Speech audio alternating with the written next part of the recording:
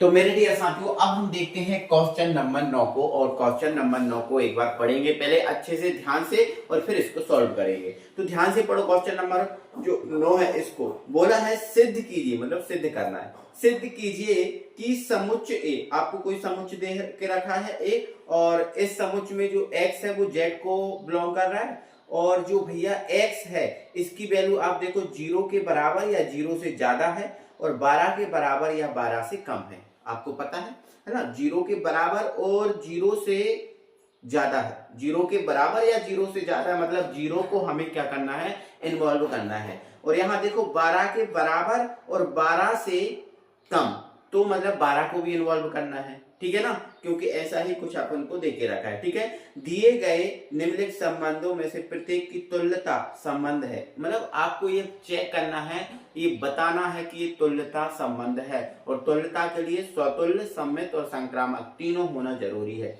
ये आपको पहले से पता है, ठीक है ना। और इसमें 2 क्वेश्चन है। इसमें से हमारा पहला क्वेश्चन है कि जो संबंध है इसमें ए और बी इस प्रकार है कि a माइनस जो b है इसका मोड वो 4 का गुणज होना चाहिए। a माइनस बी का जो मोड है वो किसका गुणज होना चाहिए बेटा, 4 का गुणज होना चाहिए। ये हमारा पहला क्वेश्चन है, ठीक है ना। तो हमने इस फॉर्मेट में इसको जमाया है और लिख दिया है कि दिया है a आपको ये दे के रखा है ना, 0 के बराबर या 12 से कम, सॉरी 0 के बराबर या 12 के बराबर है, तो 0 से लेकर सॉरी यहाँ पर 12 होना चाहिए, ठीक है ना। क्या होना चाहिए बेटा, 12 होना चाहिए। देखो 12 के बराबर है ना, ठीक है, तो 12 होना चाहिए, है ना। और ये आपको संबंध दे के रखा है ना, हमें इस संबंध के अनुसार ही चलना है, इस संबंध के अनुसार चलना है, ठीक है ना। चलो, तो सबसे पहले हम स्वतुल्य चेक कर लेंगे। और आप बहुत अच्छे से अब तो जान चुके हो, मतलब खुद का खुद से संबंध ही स्वतुल्य होता है। खुद का खुद से संबंध ही क्या होता है, स्वतुल्य होता है, ठीक है ना। तो भाई हम यहाँ पर मान लेंगे, यहाँ ए और बी की बात की है, तो हम यहाँ मान लेंगे कि जो ए है वो बिलोंग कर रहा है किससे, ए से, ठीक है ना। जो स्मॉल ए है वो इसमें से ही लेंगे, कोई इससे अलग नहीं लेंगे, ठीक है ना। तो अब हम जब ए, स्मॉल ए मतलब इस समुच्चय में से ही लेंगे, तो आप मुझे इतना बताइए, क्या खुद से, देखो इसका खुद से खुद का खुद में संबंध बताना पड़ता है कि नहीं, आप बोलोगे हाँ, है ना। तो स्वतुल्य के लिए, ठीक है, अगर हम ऐसा लिख दें, स्वतुल्य के लिए, स्वतुल्य के लिए, स्वतुल्य के लिए क्या शर्त होती है कि ए कॉमा ए खुद का खुद से संबंध होता है, तो a comma a belongs to R होना चाहिए।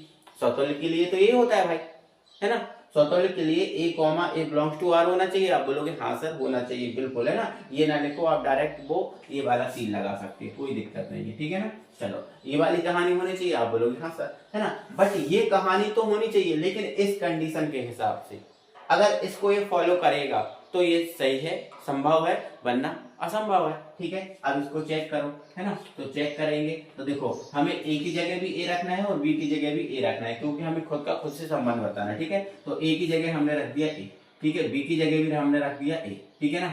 और इसका मोड निकाला तो क्या आ जाएगा, 0 आ जाएगा। क्या आ जाएगा, 0 आ जाएगा, है ना, आ जाएगा 0। और बताओ 0 क्या 4 का गुणज है, हमें 4 का गुणज चाहिए। क्या 0 4 का गुणज है, बिल्कुल। 0 में तो आप किसी भी संख्या से गुणा करो, गुणा हो जाएगा। मतलब 0 किसी भी संख्या का गुणज होता है ना, ठीक है।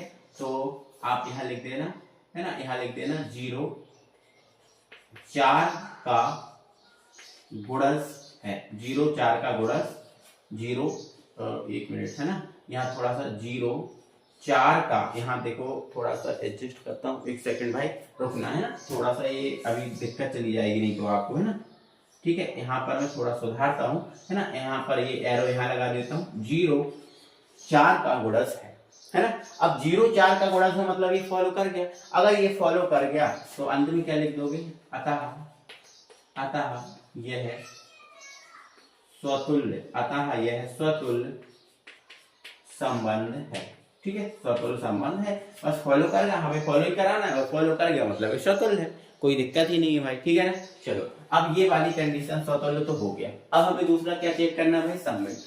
अब भाई सम्मित में कम से कम 2 अवयव होना चाहिए, है ना। सम्मित के लिए कितने अवयव होने चाहिए बेटा, कम से कम 2 अवयव होना चाहिए, ठीक है ना। तो इसको हम सम्मित कराते हैं, ठीक है ना। तो मान लेते हैं, या फिर हम ऐसा लिख दिया, अब माना a comma b belongs to r. अच्छा, ए और बी हमने लिए कहां से हैं? तो ए और बी हमने इसके अंदर से ही लिए, समुच्चय से बाहर नहीं जाना, समुच्चय में से ही लेना। ठीक है, तो हमने कर लिया कि ए और बी बिलोंग्स टू आर है। अगर ए और बी बिलोंग्स टू आर है तो हमारी कंडीशन फॉलो कराओ। फिर कंडीशन हमारी क्या है? ये है। ठीक है ना, तो जैसे ए की जगह हमें क्या लेना है? ए और बी की जगह भी लेना है, तो ए माइनस बी, ए माइनस जो बी है वो 4 का गुणज होना चाहिए कि नहीं? ए माइनस बी 4 का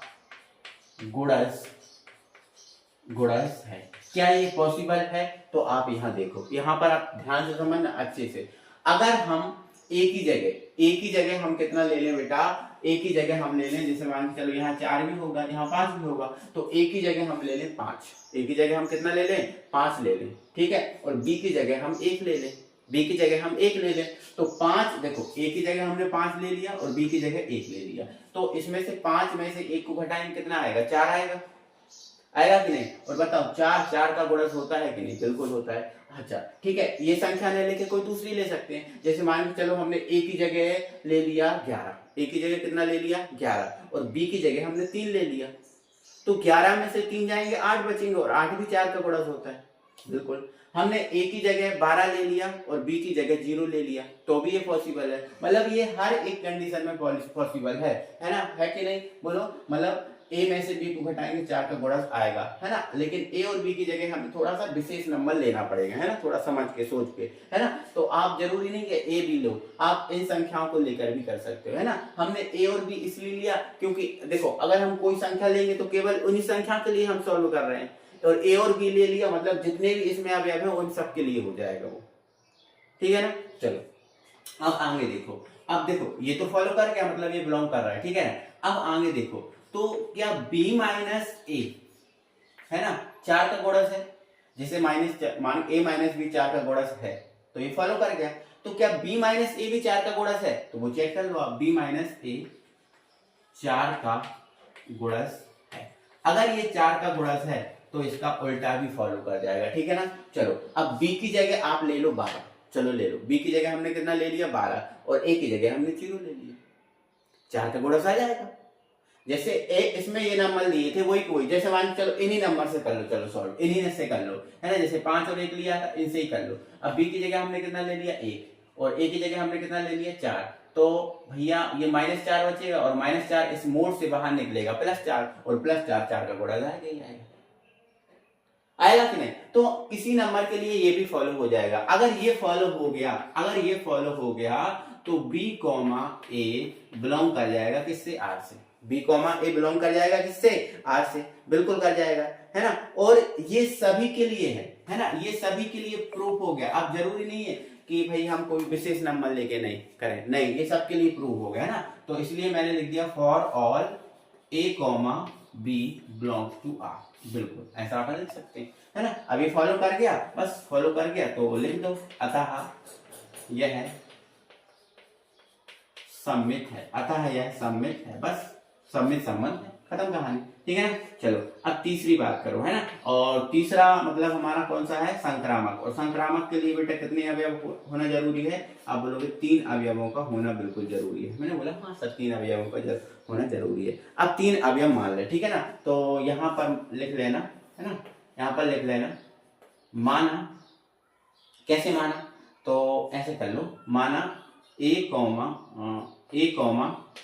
b तथा b, c। अब हमने 3 अवयव a, b, c ले लिए, और a, b, c इनमें से लिए हैं, है ना? इनसे बाहर नहीं लिए। ठीक है, माना a, b, c 3 अवयव होगा, a, b और तथा b, c वो बिलोंग कर रहे हैं r से। ठीक है ना? तो अगर ये दोनों बिलोंग r से कर रहे हैं तो हम कंडीशन फॉलो कराएंगे। ठीक है ना? तो a माइनस b, है ना? 4 का गुणज होगा, है ना? 4 का गुणज होगा। और ये हम देख भी चुके भाई कि a माइनस बी 4 का गुणज है। यहाँ पर हमने ऐसी संख्या लेके कर सकते हैं। ठीक है ना? अब अगर ये b माइनस सी भी बिलोंग कर रहा है तो b माइनस सी, है ना, 4 का गुणज होगा, है ना? ये भी 4 का गुणज होना चाहिए। अच्छा सर इनको कौन सी संख्याएं लेके कर रहे हैं? जैसे देखो अब यहाँ ध्यान सुनना, हमारे पास 3 अवयव हैं। जैसे मान के चलो a ए की जगह हमने ले लिया 1, है ना, बी की जगह हमने ले लिया 5, है ना, और सी की जगह, अब देखो बी माइनस सी, और सी की जगह हमने ले लिया 9, क्या ले लिया, 9 ले लिया, ठीक है ना। तो आप देखो जैसे मान के चलो a माइनस बी निकाला तो बिल्कुल ये -4 आ जाएगा, और -4 मोड से बाहर +4, 4 का गुणा हो जाएगा। अब हमने b माइनस सी, अब देखो b की जगह हमने 5 लिया और c की जगह हमने कितना लिया, 9, है ना। तो 9 में से 5 जाएंगे, 4 बचेंगे और 4 का गुणा होता ही, है ना। अब ये तो फॉलो कर गया, ये दोनों कंडीशन फॉलो कर गई, मतलब ये तो बिलोंग कर गया। अब हमें संक्रामक के लिए इसका क्रॉस भी बताना पड़ता, मतलब a का c से ही बताना पड़ेगा। तो यहाँ देखो क्या a और c बिलोंग कर रहे हैं, तो देखो अगर 9 में से 1 घटाएंगे कितने बचेगा, 8, और 8 भी 4 का गुणा होता है, मतलब ये भी बिलोंग कर गया, ठीक है ना। तो यहाँ पर आप ये लिख देना a माइनस सी 4 का गुणज है ना। यहाँ पर लिख देना a माइनस सी भी 4 का गुणज है, यहाँ भी वाला लगा देना, ठीक है, 4 का गुणज है, ठीक है। अब ये 4 का गुणज है, मतलब आपको a c भी बिलोंग किससे कर गया, r से कर गया ना। और हमें देखो ऐसे बता दी और क्रॉसिंग हो गया, तीनों बातें प्रूफ हो गई। तो अंत में क्या लिख दोगे, अतः यह है संक्रामक है, और संक्रामक है तो ये तुल्यता भी होगा, क्योंकि तीनों बातें प्रूफ हो गई भाई, तीनों बातें प्रूफ हो गई, है ना। स्वतुल्य भी हो गई, सम्मित भी हो गई, संक्रामक भी हो गई, तीनों बातें हो गई, मतलब ये तुल्यता भी हो गया, ठीक है।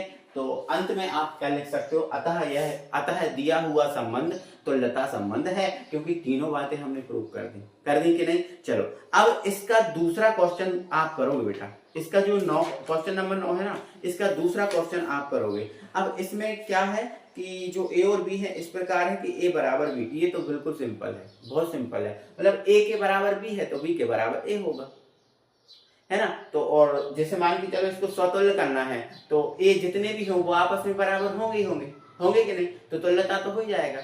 अब हमें सम्मित करना है तो a के बराबर b है तो b के बराबर a होगा, तुल्यता भी हो जाएगा। अब संक्रामक के लिए एक तीसरा और अवयव मान लेना जो आपका b के बराबर हो, है ना, तो संक्रामक भी हो जाएगा, मतलब तीनों बातें इसमें भी प्रूफ हो जाएंगी। तो दूसरा क्वेश्चन आपके लिए होमवर्क में है, ठीक है ना, दूसरा क्वेश्चन इसका आपके लिए होमवर्क में, ठीक है ना। चलो अब क्वेश्चन नंबर 10 को अपने देखना है ध्यान से, और क्वेश्चन नंबर 10 भी आपको बनाना क्योंकि आप बहुत प्रैक्टिस कर चुके हो। बेटा जो क्वेश्चन नंबर आपको 10 दिख रहा है, इस क्वेश्चन नंबर 10 में 5 क्वेश्चन है। तो मतलब आपको क्या करना है, ऐसे संबंध का उदाहरण दीजिए जो देखो पहला क्या है, सम्मित हो परंतु ना तो स्वतुल्य हो और ना संक्रामक हो, मतलब सम्मित तो होना चाहिए लेकिन स्वतुल्य और संक्रामक नहीं है, ऐसे संबंध का उदाहरण देना है, ठीक है ना। तो अब संबंध है तो उसके लिए समुच्चय बनाना पड़ेगा, समुच्चय मानना पड़ेगा कि नहीं मानना पड़ेगा, या फिर डायरेक्ट संबंध ही बोला है उसने तो ऐसा संबंध बना लो आप, क्या दिक्कत है। जैसे मान के चलो अब पहला क्वेश्चन करना है मुझे हाल, है ना, तो पहले में हमें देखो उसने खुद बोला है कि सम्मित तो होना चाहिए लेकिन स्वतुल्य और संक्रामक नहीं होना चाहिए। तो हमने जो R है वो R का देखो रोस्टर रूप ही बना लेना, आप डायरेक्ट कौन सा रूप चलाना, रोस्टर रूप। अब देखो सम्मित अगर बताना है तो जैसे मान के चलो 1 का 2 के साथ संबंध है तो 2 का 1 के साथ भी होना चाहिए सम्मित में, सम्मित की तो यही कहानी होती है। तो आप देखो ये सम्मित हो गया, देखो 1 का 2 के साथ है, 2 का 1 के साथ है, सम्मित तो हो गया। अब हमें स्वतुल्य और संक्रामक नहीं बताना, तो स्वतुल्य और संक्रामक के आप कोई अवयवी मत लो। मान लेते हैं यहाँ पर ने a बराबर ये एक समुच्चय ले लिया, है ना, 1, 2, 3, ये इस समुच्चय के लिए कर रहा है। आप कोई दूसरे नंबर भी ले सकते हो, कोई प्रॉब्लम नहीं है कि आप दूसरे नंबर नहीं लो, नहीं आप किसी भी नंबर से कर सकते हो, ठीक है। तो जैसे स्वतुल्य है तो स्वतुल्य के लिए खुद से संबंध होना जरूरी है, लेकिन हमें इसमें स्वतुल्य बताना नहीं है तो खुद के साथ अवयव लेना ही मत इसमें, ठीक है। और संक्रामक के लिए 3 अवयव जरूरी है, तो 3 तो हैं लेकिन उसमें इस टाइप के संबंध होते हैं जैसे 1 का 2 के साथ है, 2 का फिर 3 के साथ है, फिर इनका क्रॉस भी होना चाहिए। तो ऐसे आप अवयव ही मत लेना इसमें संबंध में कि वो आपका संक्रामक हो, तो ऐसे करके आप इनको खुद करना है ना, इतना आप प्रैक्टिस कर चुके तो ये चीजें खुद करोगे, ठीक है ना। चलो अब दूसरा क्वेश्चन है, संक्रामक हो परंतु स्वतुल्य और सम्मित ना हो, मतलब आपको ऐसा संबंध लेना है जिसमें संक्रामक तो दिखे, संक्रामक तो वो चीज हो लेकिन स्वतुल्य और सम्मित ना हो, ठीक है ना। फिर ऐसा ही तीसरा है स्वतुल्य तथा सम्मित हो किंतु संक्रामक ना हो, तो ये आपने मन से लेना है, ये आपके लिए प्रैक्टिस क्वेश्चन है। आपने अभी तक क्या पढ़ा उसकी ये जांच है, आप ये समझ लो, ठीक है। तो ये आपके लिए होमवर्क में है और सभी जन करके मुझे कमेंट बॉक्स में कमेंट भी करेंगे कि सर हमारे कंप्लीट हो गए हैं, हमने कंप्लीट कर लिए, हमसे बन गए, और ना बने तो भी बताना है भाई कि हमसे नहीं बने, ठीक है। बाकी बन जाएंगे, ऐसी कोई बड़ी बात इसमें नहीं है, ठीक है ना। तो 10 क्वेश्चन हमारे हो गए कंप्लीट। अब बढ़ते हैं क्वेश्चन नंबर 11 पे। चलो क्वेश्चन नंबर 11 को देखो बेटा। क्वेश्चन नंबर 11 है, सिद्ध कीजिए कि किसी समतल में स्थित बिंदुओं के समुच्चय में, मतलब किसी समतल में स्थित बिंदुओं का समुच्चय, कोई भी समतल हो सकता है, उसमें स्थित बिंदुओं का समुच्चय, इसमें जो संबंध है, इस संबंध में पी क्यू इस प्रकार है कि P की मूल बिंदु से दूरी Q की मूल बिंदु से दूरी के समान है, बिल्कुल। मतलब P की मूल बिंदु से दूरी और Q की मूल बिंदु से जो दूरी है वो इक्वल है ना। जैसे मान के चलो ये हमारा एक समुच्चय, ठीक है ना, ये हमारा क्या है, एक समतल में स्थित कोई बिंदु है, ठीक है, और ये बिंदु आपका मान लेते हैं O है ना, जो आपका 0 0 होगा मूल बिंदु, ठीक है ना। अब इसने बोला है कि इसकी जो बिंदु P है ना और जो बिंदु Q है, इसकी जो मूल बिंदु है इससे दूरी, जैसे मान चलो ये Q बिंदु है और ये मान लेते हैं P बिंदु है ना, तो इसकी मूल बिंदु से दूरी बराबर है, तो बराबर दूरी मान लेते हैं R है, ये भी क्या है R है ना। तो ये ऐसा कुछ है आपका, ठीक है, इस टाइप का है ना।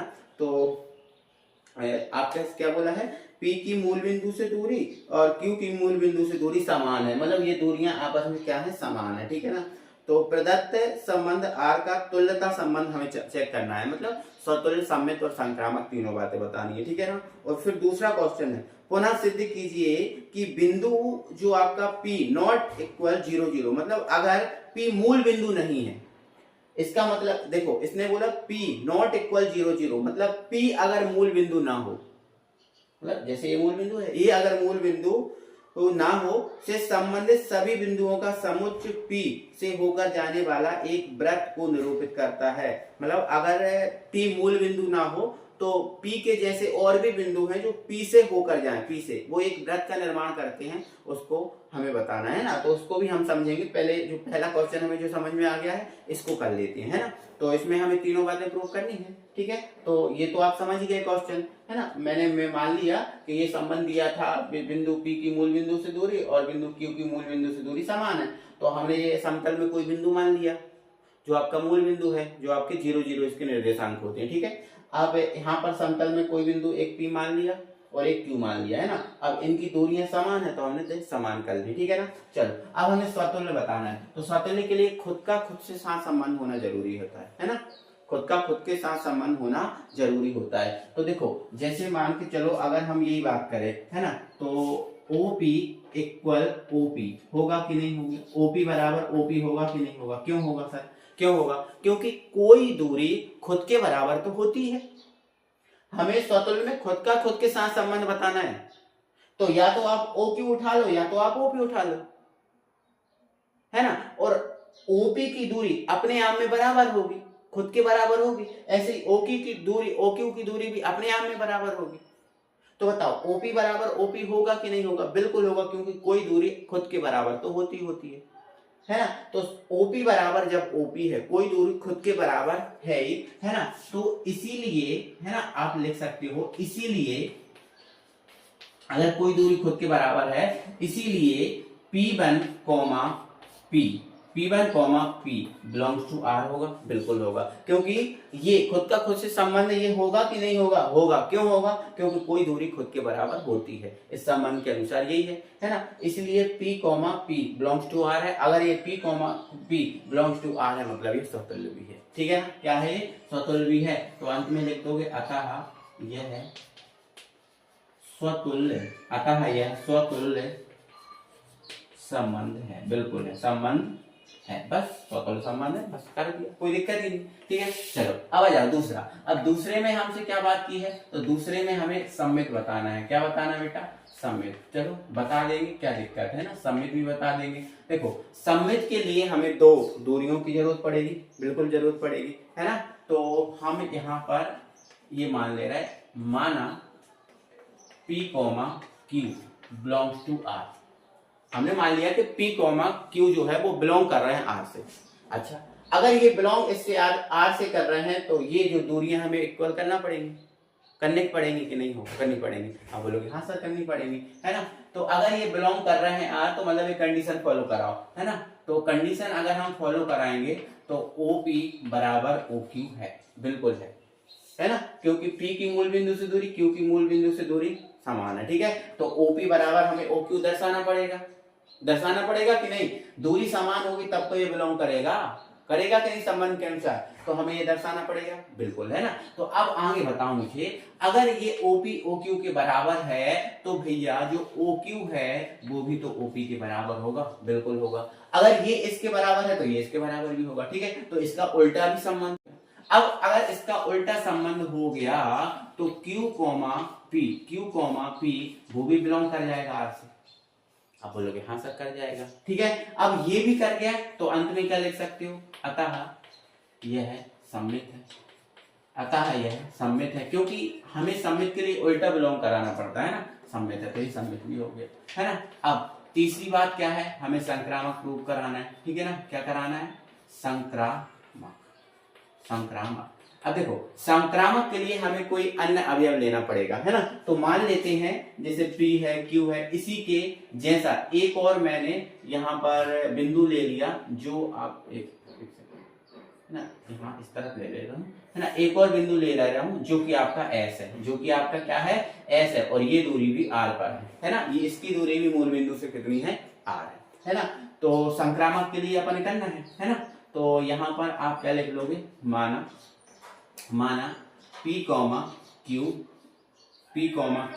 तथा Q comma S belong R से कर रहा है, ठीक है। अगर ये R से बिलोंग कर रहा है तो हमें दूरी बराबर करना पड़ेगी, मतलब हमें OP बराबर OQ दर्शाना पड़ेगा। आप बोलोगे हाँ सर दर्शाना पड़ेगा, है ना। और जो है ना OP बराबर OQ दर्शा दिया तो आपको OQ बराबर OS भी दर्शाना पड़ेगा, है ना, क्योंकि ये भी दूरी बराबर है। अब आगे सुनना, है ना, क्योंकि हमने इनको इसके बिलोंग किया है तो मतलब इसके अनुसार करना है, तो ये दूरियां बराबर माननी पड़ेंगी, बिल्कुल, ये भी बराबर माननी पड़ेंगी, बिल्कुल, और हमने यहाँ पर मान ली, ठीक है। अब यहाँ पर मेरी बात सुनना, जब OP OQ के बराबर है और OQ OS के बराबर, मतलब जब ये आपस में बराबर हैं तो मुझे ये बताओ OP बराबर OS नहीं होगा। आप बोलोगे हाँ सर होगा। अब जब OP बराबर OS है तो भैया इसका क्रॉस संबंध मतलब P का S के साथ भी तो होगा, मतलब ये जो आपका PS है वो भी तो R से बिलोंग कर जाएगा कि नहीं, कर जाएगा। इसीलिए आप क्या लिख सकते हो, अतः यह संक्रामक है। क्या है बेटा, संक्रामक है, बिल्कुल सही बात है, संक्रामक है। तीनों बातें हो गई, सतुल्य, सममित और संक्रामक, तीनों हो गई। अंत में क्या लिख सकते हो, अतः यह तुल्यता संबंध है। तो आप लिखना भी बेटा, हमने तीनों बात प्रूव करके बता दी, अब आपको खुद लिखना भी है कि ये तीनों संबंध है, अतः यह तुल्यता संबंध है। अब क्वेश्चन नंबर 1 का जवाब तो हो गया हमारा फ्री, हम क्वेश्चन नंबर 1 से हो गए फ्री, ठीक है ना। अब इसी में जो क्वेश्चन नंबर 11 है, इसी में एक और दूसरा क्वेश्चन है, उसको हम देखते हैं बेटा। हम इसका दूसरा जो क्वेश्चन है 11वीं का उसको देखेंगे। देखो इसने बोला है, अब यहाँ देख लेते हैं कि लिखा है पुनः सिद्ध कीजिए कि P नॉट इक्वल 0 मतलब P मूल बिंदु नहीं है। P नॉट इक्वल 0 का मतलब P जो है वो मूल बिंदु नहीं है। अब P मूल बिंदु नहीं है तो मूल बिंदु से कुछ दूरी पर होगा कि नहीं। तो हमने मान लो P की मूल बिंदु से दूरी, यहाँ मूल लिखना था, P की मूल बिंदु 0 से दूरी कितनी मान ली हमने, R मान ली, ठीक है ना। क्या मान ली, R। अब R मान ली, और आगे देखो इसमें बोला है कि जितने भी जो बिंदु हैं P से होकर जाते हैं। अब जितने भी बिंदु हैं वो सब P से होकर जाते हैं, तो सभी ऐसे बिंदु जिनकी मूल बिंदु से दूरी R है, एक वृत्त का निर्माण करेंगे। देखो सभी P से जा रहे हैं, जितने भी सब बिंदु हैं वो सब P से होकर जा रहे हैं, मतलब उनकी भी दूरी मूल बिंदु से R होगी। निश्चित है उनकी भी दूरी मूल बिंदु से कितनी होगी, R होगी, क्योंकि सब P से जा रहे हैं। जब P की दूरी R है तो बाकी सभी बिंदुओं की दूरी भी R होगी, बिल्कुल होगी। अगर ऐसे सभी बिंदुओं को फिर हम मिला लें, तो एक वृत्त बनेगा। क्या बनेगा, वृत्त बनेगा कि नहीं बनेगा। तो हमने वही लिखा कि भैया सभी ऐसे बिंदु जिनकी मूल बिंदु से दूरी R है, क्या है, आर है, ठीक है, यहां लिख देता हूं आर है, एक वृत्त का निर्माण करेंगे, बिल्कुल करेंगे, है ना। अब वृत्त का निर्माण करेंगे तो अंत में एक लाइन लिख देना, अतः पी से संबंधित सभी बिंदुओं का समुच्चय एक वृत्त है। बिल्कुल, पी से संबंधित सभी बिंदुओं का समुच्चय क्या है, एक वृत्त है, क्योंकि सभी दूरी मूल बिंदु से बराबर दूरी पर है, इस टाइप से, है ना। जैसे मान के चलो ये मूल बिंदु है ना। अब ये पी है, पी की दूरी कितनी है, आर है। अब ये क्यू होगा तो क्यू की दूरी भी आर है ना। एस है, एस की दूरी भी आर है ना। टी है, टी की दूरी भी आर है ना। ऐसे बिंदु मान लिए तो सबको मिलाएंगे तो एक वृत्त ही तो बनेगा, मतलब P से संबंधित सभी बिंदुओं का समुच्चय क्या है, एक वृत्त है। मतलब ये इस क्वेश्चन का कहने का मतलब था। मुझे उम्मीद है, देखो आप अच्छे से ध्यान से पढ़ना इसको और फिर आप ये थ्योरी देखना तो आपको समझ में आ जाएगा, ठीक है ना। चलो आगे बढ़ते हैं और हमारा 12वें क्वेश्चन पे हम बात करते हैं। रेडियर साथियों, क्वेश्चन नंबर 12 पढ़ेंगे और अच्छे से पढ़ेंगे। क्वेश्चन नंबर 12 है, सिद्ध कीजिए कि समस्त त्रिभुजों के समुच्चय में, भैया यहाँ पर समस्त जितने भी प्रकार के त्रिभुज होते हैं समस्त त्रिभुजों का समुच्चय ही है, सभी त्रिभुज आ गए इसमें, ठीक है ना। समस्त त्रिभुजों के समुच्चय ए में, है ना, जो संबंध है इसमें T1 और T2 इस प्रकार है कि T1 T2 के समरूप है। T1 T2 के कैसा है बेटा, समरूप है। T1 T2 के समरूप है, मतलब T1 और T2 समरूप है ना। ऐसा भी बोल सकते हैं T1 T2 के समरूप है या फिर आपस में ये दोनों समरूप है, ठीक है ना। चलो, द्वारा परिभाषित संबंध आरेख तुल्यता संबंध है। तुल्यता है मतलब स्वतुल्य, सम्मित, संक्रामक तीनों बताना, ठीक है ना। आगे बोला है भुजाओं 3, 4 वाले समकोण त्रिभुज T1, भुजाओं 5, 12, 13 वाले समकोण त्रिभुज T2 तथा भुजाओं 6, 8, 10 वाले समकोण त्रिभुज T3 पर विचार कीजिए। क्या T1, T2 और T3 में से कौन से त्रिभुज परस्पर संबंधित हैं, मतलब आपस में क्या ये त्रिभुज जो है ना संबंधित हैं इसके अनुसार या नहीं, वो हमें बताना, ठीक है। तो कोई दिक्कत नहीं, बता देंगे। पहले पहला क्वेश्चन सॉल्व करो फिर दूसरा, है ना। पहला हमें स्वतुल्य, आप समझ गए, संबंध ये समरूप वाला है, हमें समरूप है और सभी त्रिभुजों का समुच्चय, तो सभी त्रिभुजों के समुच्चय में ये समरूप हमें प्रूव करना है, समरूप, है ना। चलो आगे देखो, अब हम स्वतुल्य पहले करेंगे। तो देखो आप मुझे ये बताओ, प्रत्येक त्रिभुज अपने आप में समरूप होता है, बिल्कुल। प्रत्येक आकृति अपने आप में समरूप है, बिल्कुल है। क्या मैं अपने समरूप हूं, बिल्कुल हूं। तो बेटा जब प्रत्येक त्रिभुज अपने आप में समरूप होता है तो T1 और जो T1 है वो अपने आप में R से बिलोंग करेगा। क्या खुद से संबंध इसमें होगा कि नहीं होगा, आप बोलोगे हाँ सर होगा, क्यों नहीं होगा, कोई दिक्कत नहीं है। और जब खुद से संबंध जब आपने बता ही दिया है मतलब ये स्वतुल्य है, अतः यह स्वतुल्य है, कोई दिक्कत परेशानी नहीं। अब हम सममित के लिए चलेंगे, तो सममित के लिए हम मान लेंगे, देखो 2 अवयव की जरूरत पड़ती है, तो मान लिया हमने T1 और जो T2 है वो बिलोंग्स टू R है ना। और जब T1 T2 belongs to R है तो इस कंडीशन को फॉलो कराओ, है ना। अब ये कंडीशन फॉलो कराओ मतलब ये समरूप T1 T2 समरूप कराओ, है ना। तो अगर ये है तो हमें ये मानना पड़ेगा कि T1 जो है ना वो T2 के समरूप, हमें मानना पड़ेगा इस संबंध के अनुसार, नहीं तो ये नहीं होगा फिर, है ना।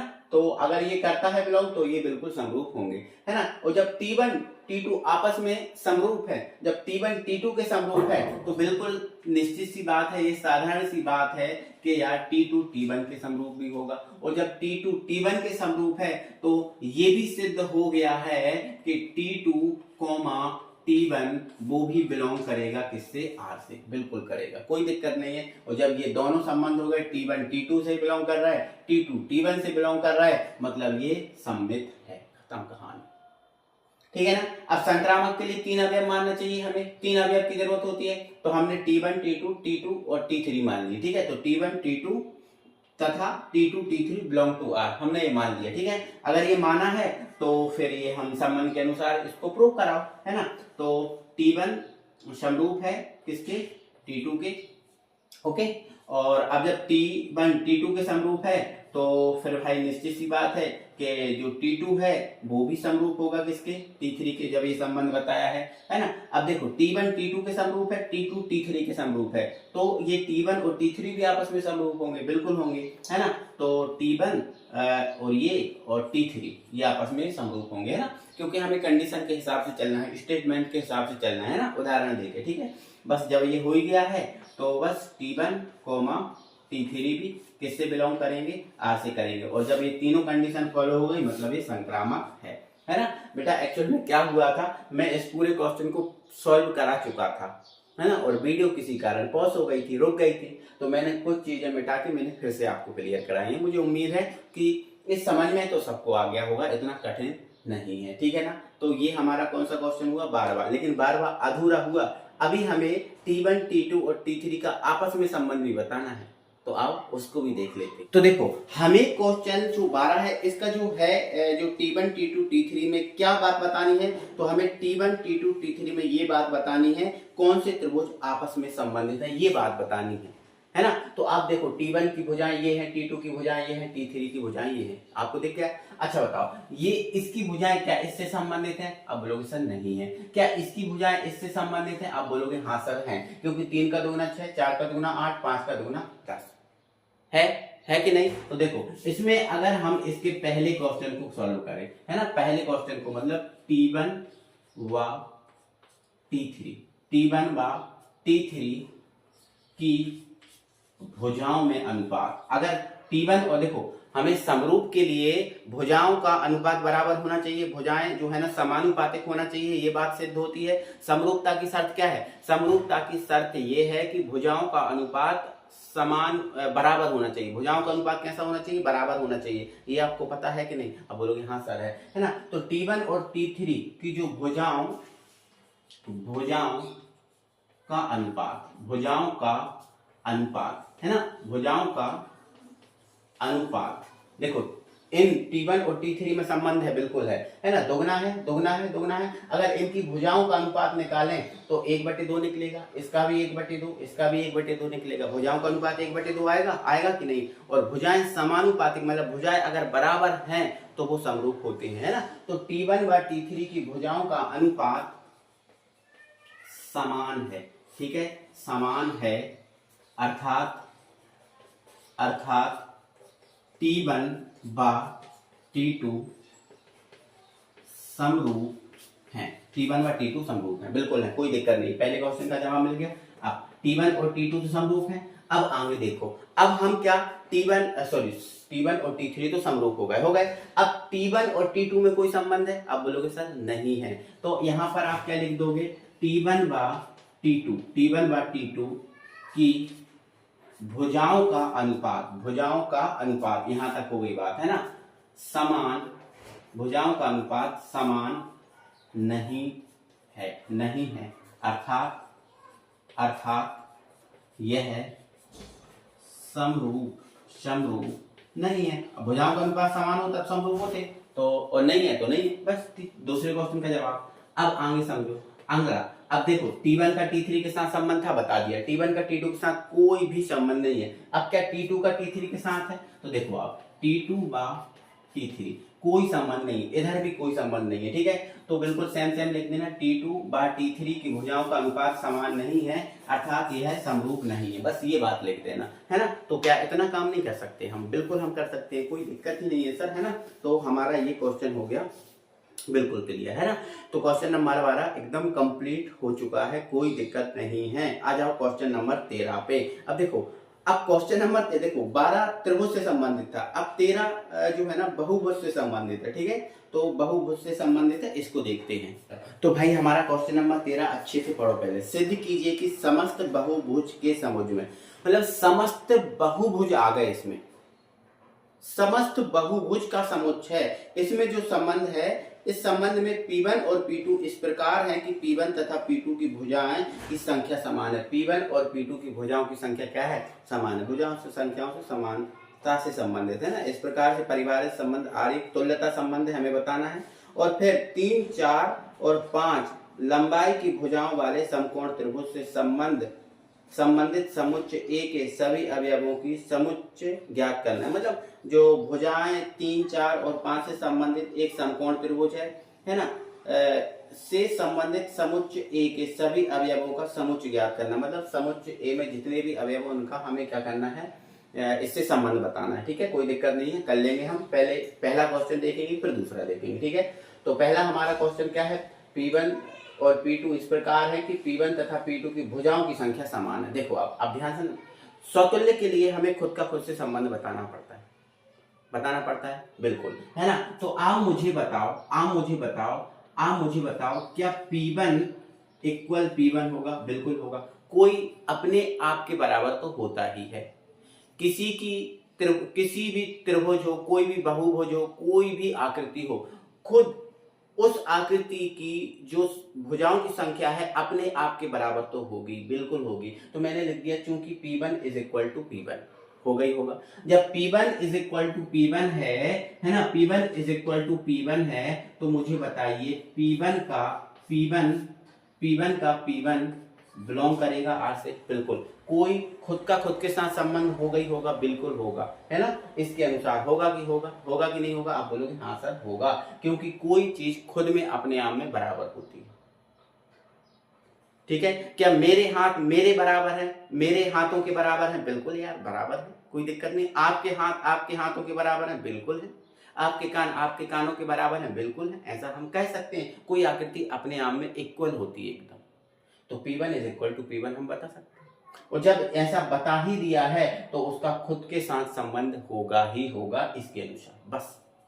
बस अंत में लिख देना, अतः R समतुल्य है। बस खत्म, कहानी हो गया। चलो, है ना। आ जाओ दूसरे क्वेश्चन पे। अब दूसरा हमारा सममित है ना। क्या है भाई? सममित है ना। सममित चेक करना, ठीक है। तो बस क्या करना, मान लेना, ठीक है। माना P1, P2 belongs to R। अगर P1, P2 belongs to R कर रहा है, अगर P1, P2 R से बिलोंग कर रहा है, तो भाई जैसी बात है कि P1 और P2 की जो भुजाएं हैं वो बराबर होंगी, ठीक है ना, यहाँ लिख देना P1 बराबर P2, भुजाएं समान है, बिल्कुल है, होंगी, क्योंकि हमने बराबर किया है। और अगर नहीं कर रहा है तो ये बिलोंग नहीं करेगा, तो ये तो मानना ही पड़ेगा, बिल्कुल मानना पड़ेगा। अगर जब P1 P2 की भुजाओं के बराबर है तो ये भी बात है कि P2 बराबर P1 भी होगा, बिल्कुल होगा। अगर ये बराबर आएगा, P2 जब P1 के बराबर आ गया तो फिर भैया P2, P1 वो भी बिलोंग कर जाएगा R से, बिल्कुल कर जाएगा। और जब ये R से बिलोंग कर ही जाएगा तो बस लिख देना अतः R सममित है, बिल्कुल सममित हो गया, खत्म कहानी, ठीक है ना। तीसरी बात संक्रामक। अच्छा, मैं आपसे कह दूं संक्रामक, आप कर सकते हो क्या? मैं बोलूं कि चलो आप करना, कर लोगे क्या? कर तो सकते हो भाई, है ना। कुछ नहीं करना है ना, कुछ नहीं करना है, सिंपल है। संक्रामक आप भी कर सकते हो, ठीक है, आप भी कर सकते हो, ठीक है। तो यहाँ पर बस वही बात करना है, माना P1, P2 तथा एक और अवयव मान लेना P3, P2, P3 बिलोंग कर गया R से, ठीक है। जब ये R से बिलोंग कर गया है तो P1 बराबर P2 होगा, है ना। किस हिसाब से? भुजाओं की संख्या समान, ठीक है, ऐसा लिख सकते हो सब में, ठीक है। भुजाएं समान, ठीक है ना। अब जब ये P1 P2 के है तो यहाँ हमें P2 P3 मानना पड़ेगा, है ना, नहीं तो ये होगा नहीं। तो P2 और P3 यही लिख देना, कॉमन, है ना। और जब ये इसके बराबर है, ये इसके बराबर है, तो निश्चित है कि जो P1 है वो P3 है ना, तो P3 से ही बिलोंग कर जाएगा। और जब ये बिलोंग कर ही गए हैं, एक सेकेंड, जगह है कि नहीं, मैं एक बार देख लेता हूँ, है ना। हाँ, जगह नहीं है ना, बस कोई दिक्कत नहीं है। बस अगर ये बिलोंग कर गए हैं तो फिर मैं यहाँ लिख देता हूँ, ठीक है। अगर ये बिलोंग कर ही गए हैं तो फिर ये हो सकता है कि P1, P3 ये भी किससे कर जाएगा बिलोंग भैया? R से कर जाएगा। और जब ये R से कर ही जाएगा तो बस अतः R संक्रामक है। देखो तीनों बातें हो गई, और जब तीनों बातें संक्रामक है, अब तीनों बातें प्रूफ हो ही गई हैं, तो भाई ये तुल्यता संबंध होगा ही, निश्चित है कि तुल्यता संबंध होगा। तो बस अंत में क्या लिख देना, ये तुल्यता संबंध है, हो गया, ठीक है। अब इसका जो दूसरा क्वेश्चन है उसमें क्या बोला है कि 3, 4 और 5 लंबाई की भुजाओं वाले समकोण त्रिभुज से संबंधित समुच्च A के सभी अवयवों का समुच्च ज्ञात कीजिए। मतलब जो आपके लिए जो समकोण त्रिभुज दिया है, इससे संबंधित समुच्च A के सभी अवयवों का समुच्च बताना। देखो आप मुझे एक बात बताओ, जो भुजाएं 3, 4 और 5 वाला जो समकोण त्रिभुज दिया है, इससे कौन संबंधित होगा? देखो त्रिभुज दिया है तो त्रिभुज से संबंधित त्रिभुज ही होगा कि नहीं होगा? बोलो, त्रिभुज से संबंधित चतुर्भुज तो हो नहीं जाएगा, त्रिभुज से संबंधित त्रिभुज ही होगा। तो अंत में बस एक ही लाइन लिख देना, अब भुजाओं 3, 4 तथा 5 वाले समकोण त्रिभुज से वह बहुभुज संबंधित होगा जिसमें भुजाओं की संख्या 3 है, क्योंकि त्रिभुज है ना? ठीक है, अतः इससे संबंधित बहुभुज त्रिभुज होगा। बस एक लाइन इतनी सी लिख देना, खत्म हो जाएगा क्वेश्चन। ठीक है ना? मुझे उम्मीद है आप सब जन बहुत अच्छे से कर सकते हो, है ना? अब क्वेश्चन नंबर 14, मान लीजिए एक्स वाई तल में स्थित समस्त रेखाओं का समुच्चय L है। अब देखो यहाँ पर ऐसा क्वेश्चन इससे संबंधित हम कर चुके हैं, कौन सा 11वां, है ना? अब यहाँ पर R L1 L2 L1 और L2 इस प्रकार है कि L1 समांतर क्या है L2 के, L1 समांतर क्या है L2 के। चलो मैं ही करा दे रहा हूँ, ठीक है? देखो अब क्वेश्चन आप देख लो, एक बार अच्छे से ध्यान से पढ़ लो, ठीक है? और इसमें एक सेकंड भाई, है ना? इसमें हमें क्या किया है, इसमें हमें समांतर भुजाओं के लिए एक बात की गई है, इसमें हमें तुल्यता बताना है। और फिर इसका एक और क्वेश्चन है ना? इसका एक और क्वेश्चन है, सिद्ध कीजिए कि R एक तुल्यता संबंध, ये तो हो गई। फिर रेखा y बराबर 2x+4 से संबंधित समस्त रेखाओं का समुच्चय भी बताना है, ठीक है? y बराबर 2x+4 से संबंधित सभी रेखाओं का समुच्चय बताना है, कोई दिक्कत नहीं, बता देंगे, आराम से हो जाएगा। पहले ये सुनो, देखो पहले एक बात, एक डाउट क्लियर कर दो। देखो हमने 11, 12, 13, 14 ये क्वेश्चन की, इसमें प्रत्येक क्वेश्चन में 2 क्वेश्चन है। और एक बात सुन लो, जो पहला क्वेश्चन है वो ही आता है, जो दूसरा क्वेश्चन है वो नहीं आएगा आपसे, वो नहीं पूछेगा, पहला क्वेश्चन आपसे पूछेगा, ठीक है? वो अंत में तो वो एडवांस नॉलेज के लिए है कि वास्तव में आपके पास जो सही से कर रहे हो, आप दिमाग लगा के कर रहे हो, नहीं इसलिए है वो क्वेश्चन, ठीक है ना? चलो तो हमें देखो ये वाली बात है, स्वतुल्य करना है, ठीक है ना? तो देखो आप मुझे बताओ, हमें समांतर में बात करनी है, समांतर वाली कंडीशन है हमारे पास सामने, ठीक है ना? तो आप बताओ, कोई भी रेखा स्वयं के समांतर होती है? बिल्कुल, कोई भी रेखा स्वयं के समांतर तो होती ही होती है, बस खत्म करो। कोई भी रेखा स्वयं के समांतर जरूर होती है। अब कोई भी रेखा स्वयं के समांतर होती है, इसीलिए L1, L2 वो बिलोंग L1, L1 वो बिलोंग कर जाएगा किससे? R से। क्या खुद का खुद से साथ संबंध होगा? बिल्कुल होगा, क्योंकि कंडीशन हमारे पास ये, कंडीशन हमारे पास फॉलो कर रही है, इसीलिए खुद का खुद के साथ संबंध होगा ही, ठीक है? प्रत्येक रेखा स्वयं के समांतर होती है, इसलिए L1 बिलोंग टू R, मतलब खुद का खुद के साथ संबंध है। बस खुद का खुद के साथ संबंध है, तो अंत में क्या लिख देना? अतः R एक स्वतुल्य संबंध है। बस खत्म करो, पहला हो गया।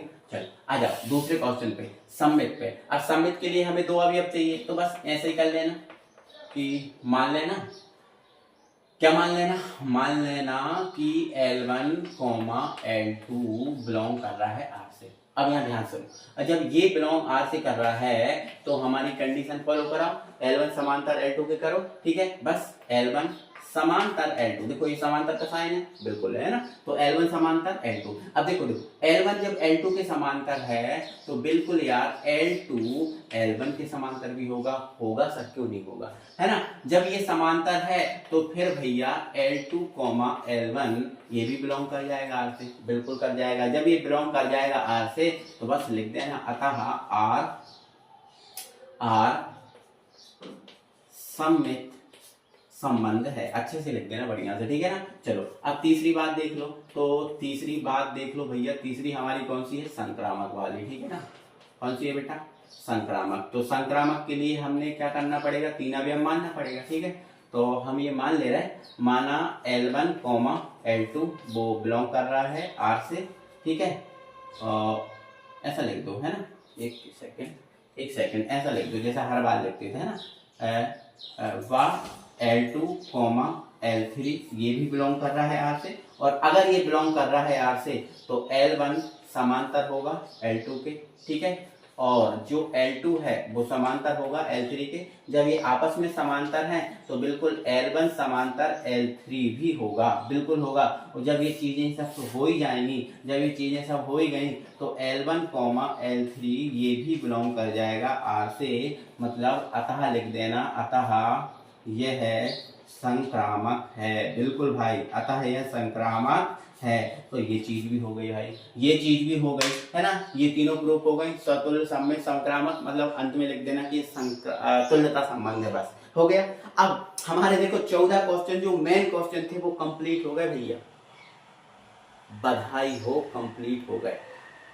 ठीक है, अब इसका दूसरा संबंध है, तो देखो दूसरा जो है आपका रेखा जो y प्रवणता वाला, मतलब y बराबर 2x प्लस 4 से संबंधित समस्त रेखाओं का समुच्चय भी बताओ। तो चाहो तो आप कर लेना, बाकी आपको स्क्रीन पे दिख रहा है पूरा, बिल्कुल है ना, सिस्टमेटिक, कोई दिक्कत नहीं, ऐसे जमा देना। ठीक है, चलो अब ये हमारे 14 क्वेश्चन बेटा हो गए कंप्लीट। अब 15वां क्वेश्चन है, इसका ऑब्जेक्टिव है, तो आपको देखो ये संबंध दिया है और बताना है कि ये कौन सा है। ठीक है, बताना है भैया कौन सा है, तो यार बता दोगे यार, कोई दिक्कत नहीं है यार, है ना। अब 16वां क्वेश्चन है, ये भी आप कर लोगे, कोई दिक्कत नहीं है ना। वैसे अगर मैं तुम लोग को आंसर बताऊं तो फिर मैं आंसर बता देता हूं इन दोनों के, ठीक है ना। देखो जैसे अगर 15वां क्वेश्चन है आपका, तो 15वें क्वेश्चन का आंसर है बी वाला, है ना। मतलब आर स्वतुल्य तथा संक्रामक है किंतु सम्मित नहीं है। और 15वें का आंसर, 15वें को भी आप लगाना, दिमाग कर लोगे, कोई दिक्कत नहीं है। और 15वें का आंसर सी वाला है, मतलब 6-8 belong to r, 6-8 belong to r. ठीक है, तो कोई दिक्कत नहीं है। 15 और 16 हमारे क्वेश्चन कंप्लीट हुए, और बधाई हो भाई के लिए, भाई आप सबके लिए आपकी प्रश्नावली 1.1 एक बड़े आंकड़े के साथ खत्म हो गई है भाई। इसमें आपको देखने में तो 16 क्वेश्चन दिख रहे हैं, लेकिन देखो आपने 10वें के भी 5 क्वेश्चन किए तो कितने हो गए, 21 हो गए। और पहले क्वेश्चन में आपने 9 किए, लगभग यार 25 से 30 सवाल किए हैं आपने। ठीक है, अब इसके एग्जाम्पल आपको करना है, जो 1.1 है इनके अच्छे से एग्जाम्पल कर लेना और बहुत बढ़िया तरीके से इसको कंप्लीट कर लेना। अब हम 1.2 पढ़ेंगे, तो 1.2 पढ़ने के लिए पहले हमें फलन पढ़ना पड़ेगा। अभी हमने पूरा संबंध पढ़ा है, अब हम फलन पढ़ेंगे, और फलन जितने भी टाइप के होते हैं सभी फलन पढ़ेंगे, और फिर इस एक्सरसाइज को करेंगे। ठीक है भाई, बाय बाय।